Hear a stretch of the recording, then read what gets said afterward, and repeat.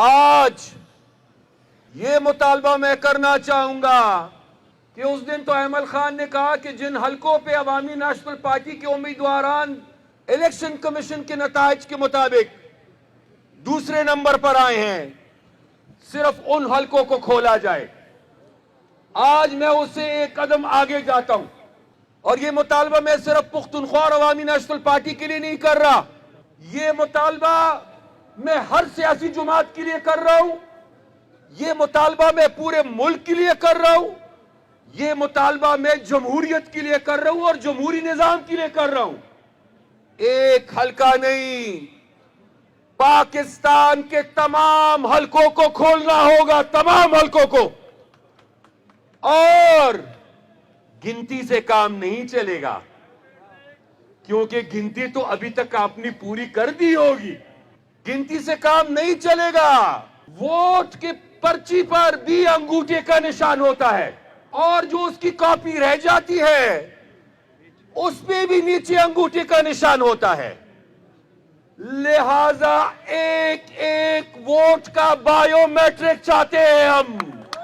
ایک ایک ووٹ کا، ایک ایک ووٹ کا، پاکستان کے کروڑوں ووٹوں کا بایو میٹرک چاہتے ہیں تاکہ پتہ چلے کہ جو پرچی ڈبے میں ڈالی گئی ہے وہ انگوٹھے کا نشان کس کا ہے؟ وہ ووٹر کا ہے یا کسی اور کا ہے؟ وہ ہاتھ کی انگلی کا نشان ہے یا کسی کے پاؤں کی انگلی کا نشان ہے؟ وہ انسان کی انگلی کا نشان ہے یا جانور کی انگلی کا نشان ہے؟ وہ انسان کی انگلی کا نشان ہے یا جنات کی انگلی کا نشان ہے؟ یہ تصدیق جب تک نہیں ہوتی ان نتائج کو کوئی ماننے کے لیے تیار نہیں ہے. اب کوئی نہیں ہے. ایک ایک حلقے اور ایک ایک ووٹر کی ویریفیکیشن ہونی چاہیے. اور ہمیں الیکشن کمیشن پر بھی اعتماد نہیں ہے. اور بند کمروں میں اگر یہ تصدیق ہوتی ہے تو ہمیں اس پہ بھی اعتماد نہیں ہے. بند کمروں میں نہیں، صرف الیکشن کمیشن کی نگرانی میں نہیں، عدلیہ میں اگر کچھ ایماندار جج رہتے ہیں تو ان کی نگرانی میں اور میڈیا کے کیمروں کے سامنے ایک ایک ووٹ کی تصدیق ہمیں چاہیے. ایک ایک ووٹ کی.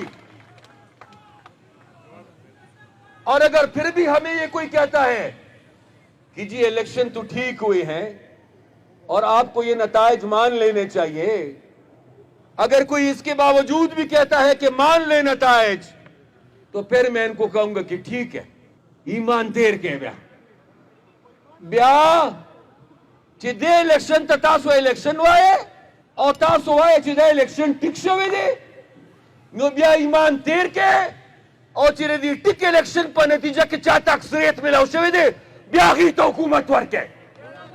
ورکړئ بیا چې پته ولګي.